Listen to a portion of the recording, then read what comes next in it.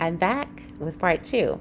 Let's look at 5 more interesting facts about Jacob's life. Number six. Six? Yeah. Number 6.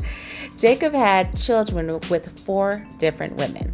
He had children with his wives Leah and Rachel, and also their handmaids, Bilhah and Zilpah. These children formed the 12 tribes of Israel. Number 7. Jacob wrestled with God.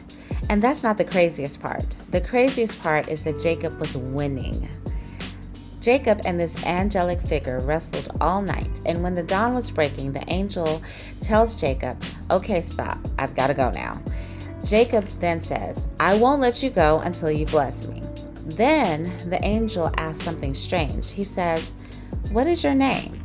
Now, if this man is truly God, shouldn't he already know what Jacob's name is? Absolutely, yes. But when God interacts with man, he asks us questions for our own self-reflection and confession. Jacob answers truthfully. He says, "I am Jacob." Compare this with the moment when Jacob lied about his identity to his father. If you recall, Jacob's identity wasn't pretty. But the good news is that God doesn't require perfection before he can use us. His blessing was to change Jacob's name, i.e., his identity.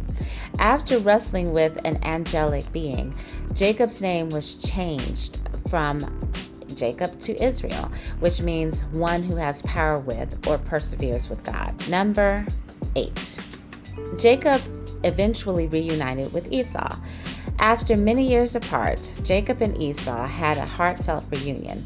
Despite his initial apprehension, Jacob prepared a generous gift for Esau and bowed before him as a sign of respect and contrition. To Jacob's surprise, Esau ran to meet him, embracing him and even weeping.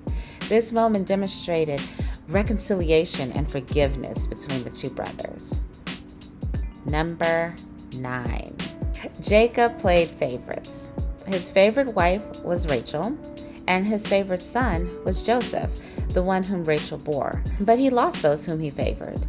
Rachel died in childbirth, and because of Jacob's blatant favoritism, his other sons sold Joseph into slavery.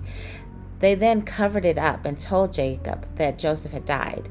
Jacob spent 2 decades grieving his supposed death. Despite the years of separation and hardship, God had a plan for Joseph's life that not only led to his personal elevation, but also the preservation of his family, including Jacob, during a time of severe famine.